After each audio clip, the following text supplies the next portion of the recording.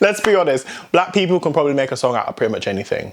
Like, give them 1, 2, 3, and they'll give you a song. Let's talk black history. Let's talk about you and me. Let's talk about all the good things and the great things that may be. Let's talk about black history. Let's talk about black history. Let's talk about black history. Let's talk about black history. Let's talk about, hey!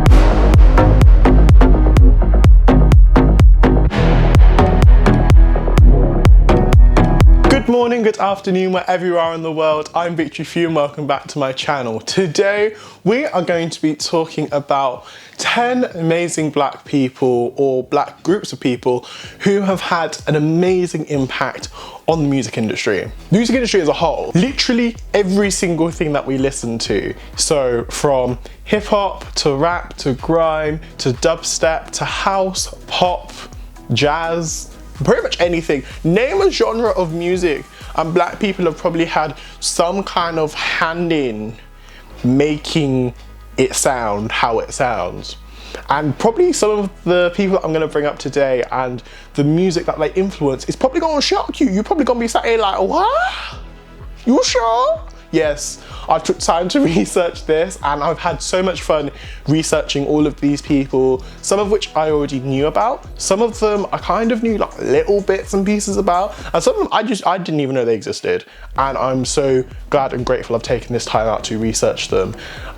Also, as I'm talking about music and creatives and creativity, y'all people been seeing what's been happening up in this country with people telling people to retrain. Like, really? Really? Are you sure? Okay, let's just take a moment to address this. All of the things that help people to get through certain situations, hard times, you know, you need a bit of a pick-me-up, you need, you know, something to make you smile. It's usually from someone creative. So whether that's a singer, a dancer, someone on YouTube, on Instagram, you see a beautiful piece of art, something that's amazingly, you know, acted. They're all creatives and they all deserve to be invested in. And on top of that, they all deserve to be treated equally. Their jobs, our jobs, my job, right? Yes, sir. I am a creative. I work within the creative industry. Granted, YouTube ain't my job yet, but you know, we speak that into existence. All of these jobs are valid, and there's this whole mentality of people being like, oh yes, you know, that's a nice little side job. No, people be working hard.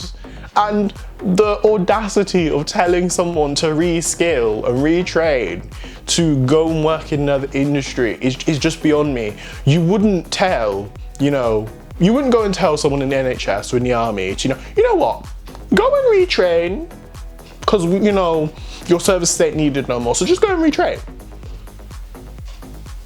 Huh?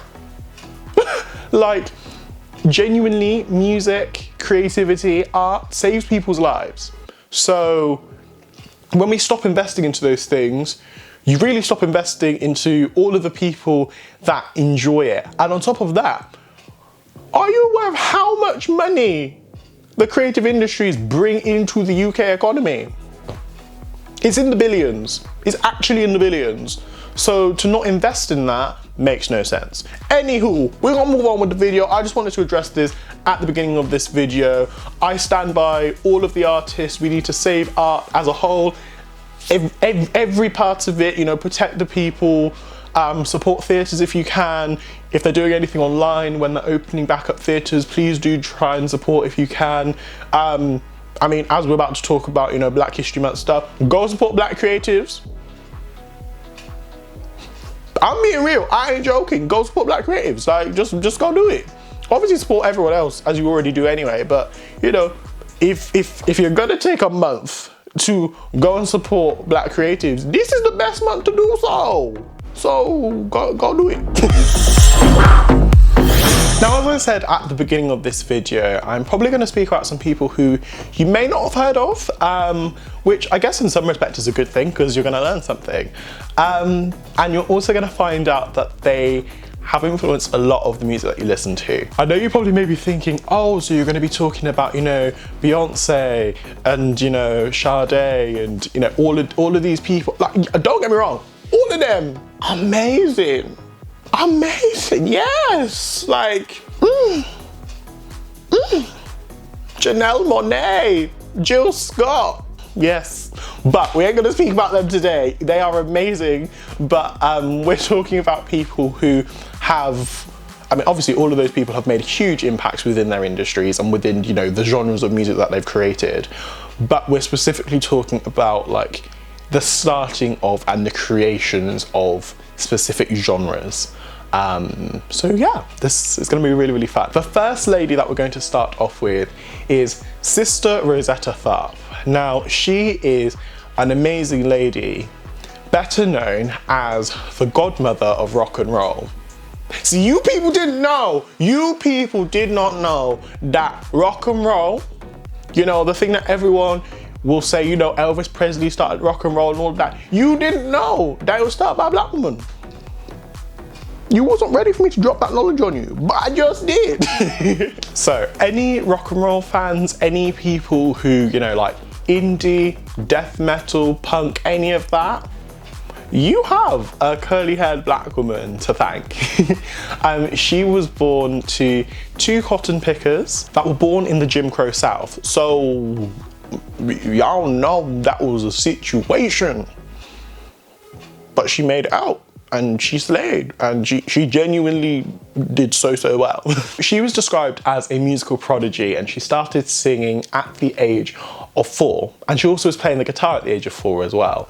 And like many black people who are singers or performers, they often start off in the church. You will hear that recurring story for so many different artists. Genuinely, just pick a name of a modern day famous black artist, and the likelihood is part of their journey will have been within the church. It's just a recurring thing for a lot of black artists, and I know for me, because that's where I'm in the church. It's a great training ground for lots of different things, obviously for singing and performing, but also for public speaking. So things like this, it was really helpful being in church and someone just calling up me like, you read a scripture, you pray, and they're like, okay, I can do it. It's also like school. So like if you get called up to do certain things in public speaking, and I guess any other place of worship either. So if you ever get called up to do certain things or speak publicly in front of people, it's a great training ground for performing or singing or anything like that. Her influence was so great, she created hit after hit after hit, which I guess kind of was underplayed at the time, but listening back to some of them now, I'm just like, why? Y'all can't sing! Queen can't sing! She can't write a song, she can't do the thing. And she really influenced, she's noted for influencing people like Elvis Presley, Johnny Cash, Little Richard and Chuck Berry, just to name a few. Now let's move on to a slightly different area of music, opera, which, let's be real, until my dad brought this up, I didn't really think of black people and opera together.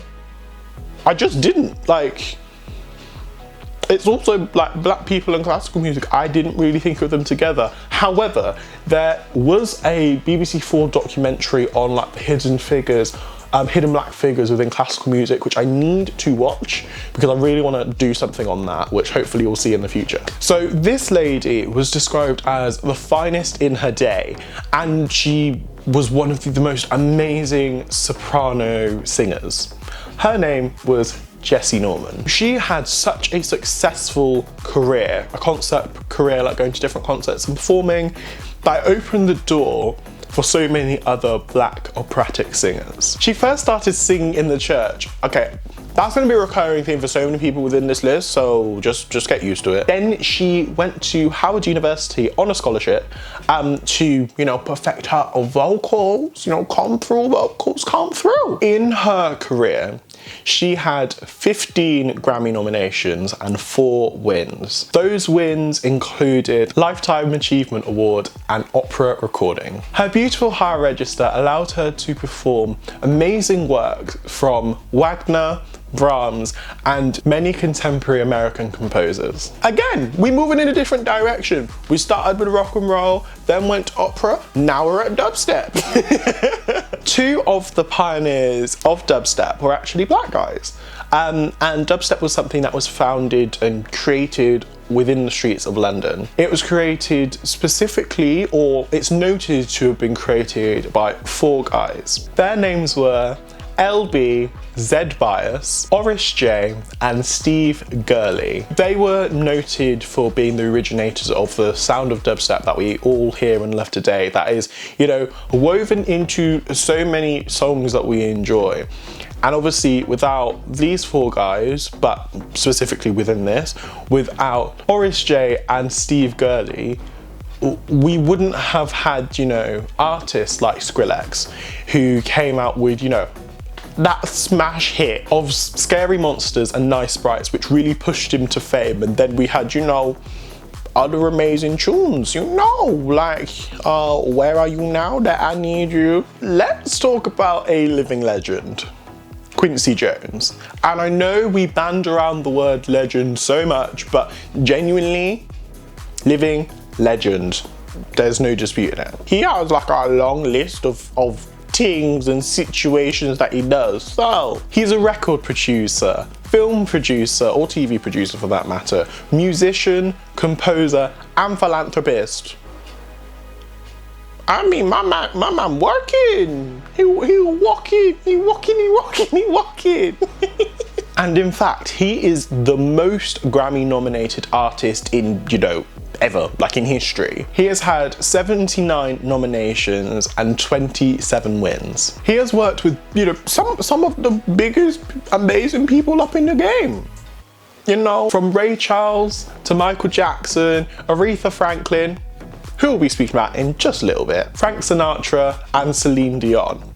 Like, all of those people, they got bars, they got pipes, they got, esophagus for days. Like they can sing a song and really, just take you there and take you on a journey. And he has been so influential with the sounds that they've had and also the success that they've had as well. And aside from music, because creative people typically don't just stay in one lane. Like, we do a lot. Mr. Quincy Jones.